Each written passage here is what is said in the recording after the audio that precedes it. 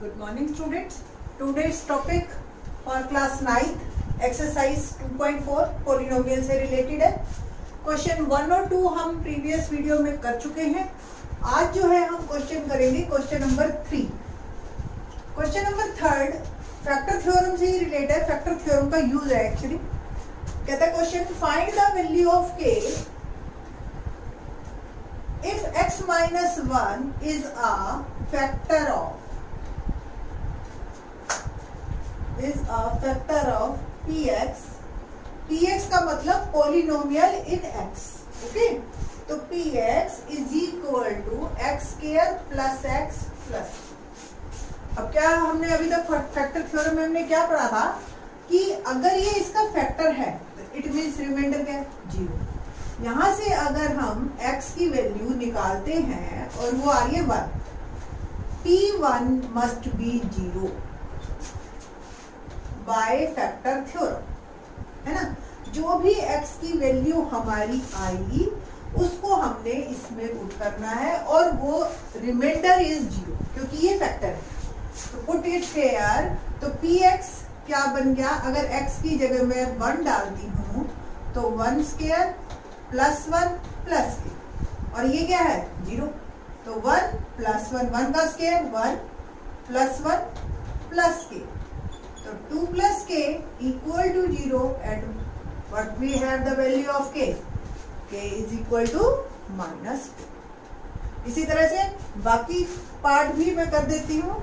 Next question में next px change हो रहा है बस हमारा हर बार, और x माइनस 1 ही फैक्टर है ऑलवेज. तो in the next question second part px is equal to 2x square plus kx plus √2.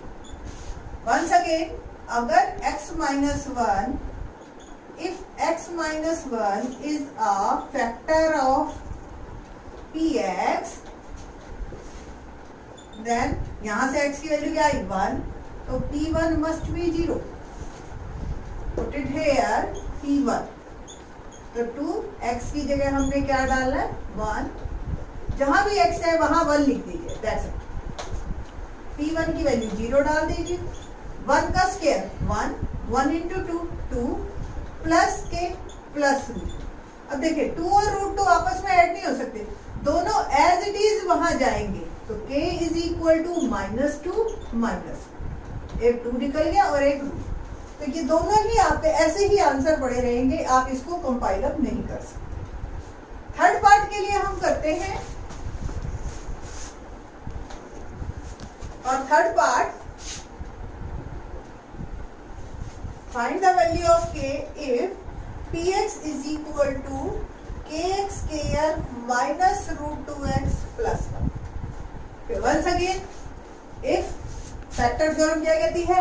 If x minus 1 is a factor of this then x is equal to 1 की value, यहां से x की value 1 I, p1 is.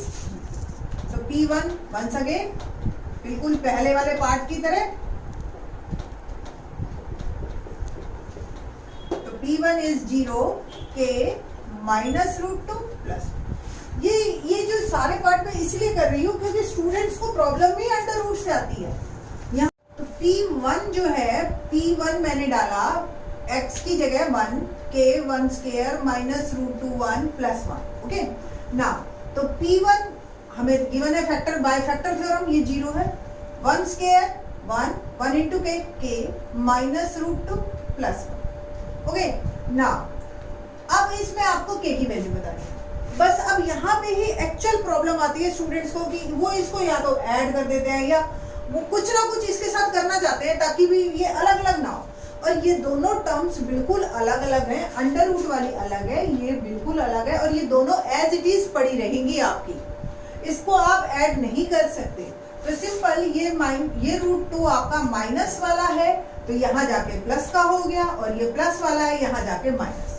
ये आपका answer यहीं पे पूरा fix है. इसको आपने कुछ नहीं, आप ना ऐड कर सकते ना सब्ट्रैक्ट कर सकते. ओके, तो let's start our fourth part of this question. Fourth question में find the value of k if px is equal to kx square minus 3 देखिए एनसीईआरटी के जो होते हैं ना 4 पार्ट हैं, चारों पार्ट अपने आप में एक एक टाइप होते हैं। मतलब आप ये नहीं कह सकते कि चारों ही क्वेश्चंस बिल्कुल अलग अलग होंगे। अगर आपको प्रैक्टिस करनी है तो आपको एक्स्ट्रा क्वेश्चन अपनी टीचर से लेने पड़ेंगे, या फिर आप एक्स्ट्रा हेल्प बुक लीजिए और इन पे बेस्ड सारे क्वेश्चंस कीजिए। ये सिर्फ आपको ये बताते हैं। अब देखिए ये और क्वेश्चन से डिफरेंट कैसे है, इसमें 2 जगह की है ना, ये एक पॉलिनोमियल है जिसमें 2 टाइम। अब ये एक ऐसी भी आती है जिसमें ए और सी पोजीशन पे के है, बी की पोजीशन पे के नहीं है। फिर क्वेश्चन आ सकता है बी और सी पे के हो। तो so many types of their. और अब यही क्वेश्चन में हमें सिंपल के की वैल्यू बतानी है अगर ये इसका फैक्टर है। अगर ये फैक्टर है तो बाय फैक्टर थ्योरम एक्स की वैल्यू हमने फाइंड आउट की डिवाइजर से, और एक्स की वैल्यू 1 यहाँ डाली, P1 इज इक्वल टू 0, है ना। नाउ यहाँ पे सिंपल x की जगह हमने क्या करना है 1 पुट करना है। तो k 1 square minus 3 1 plus now P1 is 0, k 1 का square 1 into k minus 3 plus k। अब ये 0 k plus k 2k minus 3। अब 3 को पहले उधर लेके जाइए माइनस वाला प्लस में, और k की वैल्यू आ गई हमारी 3/2। That is our answer. तो इस तरीके से आपको अगर फैक्टर कोई दे रखा है और a b c इन तीनों में कोई एक अननोन टर्म है, एक्स स्क्वायर का कोफिशिएंट, एक्स का कोफिशिएंट या कांस्टेंट, कोई भी एक टर्म अननोन है, तो we can find very easily that value अगर हमें एक फैक्टर पता है। अब जो है ना बड़ा ही इंटरेस्टिंग पोर्शन शुरू हो रहा है फैक्टर थ्योरम का, और एक्चुअल यूज जो हमें काफी काम आएगा। और ये आप ये लगा लीजिए, ये जो पोर्शन है आप 4th और 5th क्वेश्चन 2.4 का, ये आपके लाइफ टाइम जब जब आप मैथ करोगे आपको काम आएगा। तो सबसे पहला पार्ट है फैक्टराइज। फैक्टराइज का मतलब आपको क्लियर होना चाहिए। लाइक 12 है, आप इसको 10 + 2 लिख सकते हो, बट ये फैक्टर नहीं है। इसके फैक्टर क्या क्या है, जो ऐसे 2 नंबर जो प्रोडक्ट फॉर्म है ना, लाइक 6 × 2 3 × 4 12 × 1, नो प्रॉब्लम, ये भी हो सकता है ना। बट ये फैक्टर, इसको कहते हैं फैक्टर। तो सिंपली अगर हमें फैक्टराइज करना है, 3 नंबर भी हो सकते हैं, आप इसको 2 × 2 × 3 भी लिख सकते हो। ओके, तो फैक्टराइज का मतलब इसके फैक्टर बनाने हैं आपने। पहला हमारे पास 9th क्लास में इसका मेथड है जो वो है factorisation method. Factorisation method, okay. तो फैक्टराइजेशन मेथड में क्या है, इसको हम मिडल टर्म स्प्लिटिंग भी कहते हैं। मिडल टर्म स्प्लिटिंग क्या मतलब हुआ, पता ही चल रहा है जैसे नाम से ही, कि मिडल टर्म को ऐसे स्प्लिट करो कि ऐड करने पे या सब्ट्रैक्ट करने पे तो ये नंबर आना चाहिए, एंड प्रोडक्ट करने पे इन दोनों का प्रोडक्ट आना चाहिए। 8th क्लास तक हम इस तरीके के क्वेश्चन करते थे, आपको ध्यान हो, x² - 2x + 3 कि ऐड करने पे ये आए और सब्ट्रैक्ट करने, प्रोडक्ट करने पे ये आए। अब 9th क्लास में क्या चेंज हुआ है, उसमें हमेशा कोफिशिएंट हम x² का 1 ही देते थे। अब आपको x² का कोफिशिएंट 1 के अलावा भी मिलेगा। करते तो तब भी हम यही थे, इनका प्रोडक्ट, बट हम बच्चों को बताते नहीं थे क्योंकि हमेशा ही 1 मिलता है, सिलेबस में ही 1 है। अब जो है आपको डिफरेंट मिलने लग गया, दैट्स वाई हमने आपको इसको बताया कि ऐसे करो, यहाँ पे अगर प्लस है तो प्लस करने पे 7 आए और प्रोडक्ट करने पे 12 आए। ठीक है, तो बहुत सिंपल है। 12 के फैक्टर बनाओ, 12 में 4 3 6 2 इसी तरह के ही बनते हैं, है ना। तो आपको जो जिन दो का सम आपको 7 मिल रहा है वो आपका बन जाएगा। तो क्या बन गया आपका 4x और 3x + 1। दोनों को सम करने पे 7 आ रहा है, प्रोडक्ट करने पे 12 आ रहा है। अब इसका फायदा क्या है, देखिए, अगर आपके ये फैक्टर बिल्कुल परफेक्ट है, ठीक है, तो आप पहली 2 टर्म में कॉमन लीजिए। देखिए 12 और 4 में कॉमन क्या है, 4 x² और 1x, ये 2 है, ये 1 है, तो 1 को कॉमन ले सकते हो। अब 12x² में से 4x गया, अब स्टूडेंट्स को यहाँ पे प्रॉब्लम क्या आती है कि 12x स्क्वायर में से 4x को सब्ट्रैक्ट कर देते हैं। सब्ट्रैक्ट नहीं करना, फैक्टर निकालना है बाहर, तो उसको आपने डिवाइड करना है, ये ऐसे। समझ आई? तो क्या बचा?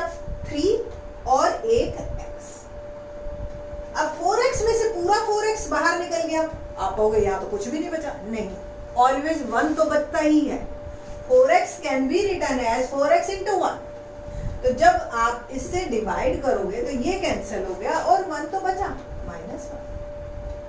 अब इन दोनों में कुछ भी कॉमन नहीं है, फिर भी 1 तो है कॉमन, तो take it -1 as a common. यहां से माइनस निकल गया तो प्लस का 3x एज इट इज बच गया। एक प्लस के अंदर 2 माइनस है, एक निकल गया, एक रह गया और 1 है ना, इजी। अब अगर आपके फैक्टर सही होंगे तो ब्रैकेटेड टर्म बिल्कुल सही आएगी, सेम आएगी। ये एक टर्म है, ये एक टर्म है, दोनों टर्म में ये वाला फैक्टर कॉमन निकाला जा सकता है। ब्रैकेटेड टर्म को बाहर निकालिए। अब हमारे पास क्या बच गया? इधर 4x और इधर क्या बच गया? माइनस। ये आपके फैक्टर है ना, इजी। तो इस तरीके से मिडल टर्म स्प्लिटिंग से आप फैक्टर निकाल सकते हैं। और इसी का ही सेकंड पार्ट और करते हैं हम, एक क्वेश्चन और करते हैं। देखिए इसी का ही second part 2.4 exercise question number 4 second part.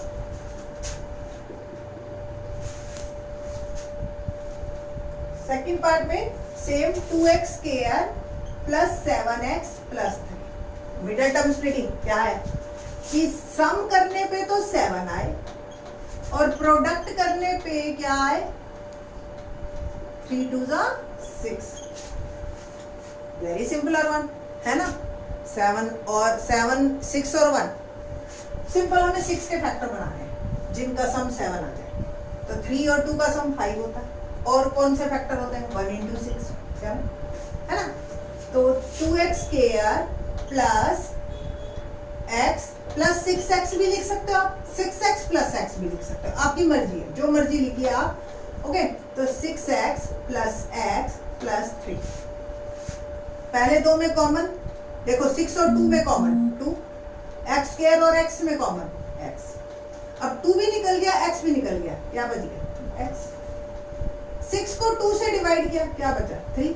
x तो ऑलरेडी निकला हुआ। इन दोनों में कॉमन कुछ भी नहीं, 1 तो है ही, प्लस 1। और ये प्लस बहुत इंपॉर्टेंट है। स्टूडेंट्स इस प्लस को इग्नोर मार देते हैं, उनको समझ नहीं आता क्या लिखना है यहाँ पे। तो अगर दोनों में अगर कोई भी माइनस है तो माइनस को बाहर लीजिए आप, ठीक है। और अगर दोनों प्लस के हैं तो प्लस, दोनों माइनस के हैं तो माइनस, क्या प्रॉब्लम है? कॉमन लेना है आपको, ठीक है। ओके, तो ये बहुत इंपॉर्टेंट है, इस प्लस को जरूर लिखना। अब क्या है? 2 टर्म बन गई हमारी, एक ये एक ये। ब्रैकेट को बाहर निकालिए, x प्लस 3 और ये आ गया 2x और ये आ गया प्लस 1। ये दो फैक्टर है ना, इजी। एक और एग्जांपल देखिए और आपको और ज्यादा क्लियर होता चला जाएगा। नेक्स्ट थर्ड पार्ट करते हैं हम।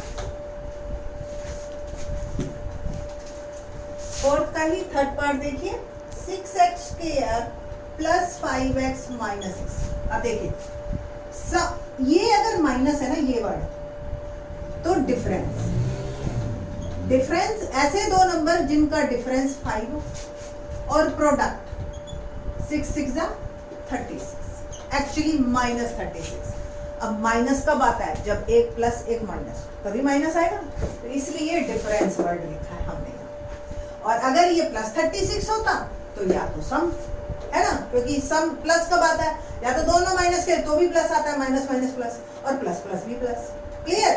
तो ये वाला माइनस डिसाइड करता है, ये माइनस ये प्लस, कि ये सम आएगा या डिफरेंस। अब सिंपल हमें 36 के फैक्टर बनाने हैं। जैसे 36 1 जा 18 2 जा, है ना, 9 4 जा, बट हमें तो डिफरेंस चाहिए 5। तो ऐसे दो नंबर जिनका डिफरेंस 5 हो, मिल गया 9 हो तो प्रोडक्ट 36 डिफरेंस 5, ठीक है ना। कितना आसान। तो 6x square plus 9x minus 4x। अब ये कैसे पता चलेगा कि 9 को प्लस देना है या 9 को माइनस देना है? ये तो पता चल गया कि एक को प्लस एक को माइनस देना है, तभी डिफरेंस 5 आएगा। ये वाला प्लस या माइनस डिसाइड करेगा। आपको प्लस का 5 चाहिए तो बड़े वाले को प्लस दे दो, छोटे वाले को माइनस दे दो। आपको माइनस का 5 चाहिए तो छोटे वाले को, बड़े वाले को माइनस दे दो, छोटे वाले को प्लस। है ना इजी?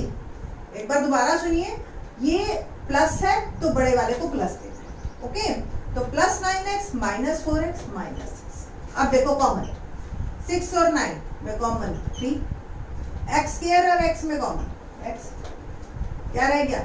अब 6 में से 3 डिवाइड 2, 9 को 3 से डिवाइड किया 3। देखो दोनों माइनस क्या है, कॉमन लो, क्या प्रॉब्लम? 4 और 6 2 कॉमन लो। अब माइनस भी कॉमन निकल गया, 4 को 2 से डिवाइड किया तो 2 बच गया, x तो है ही, माइनस कॉमन निकल गया, प्लस 6 को 2 से डिवाइड किया 3। आगे ब्रैकेट टर्म सेम, कॉमन लीजिए और ये बच गया आपका 3x माइनस 2। है ना इजी? एक लास्ट सम और कर लेते हैं, थक तो नहीं गए? कोई बात नहीं।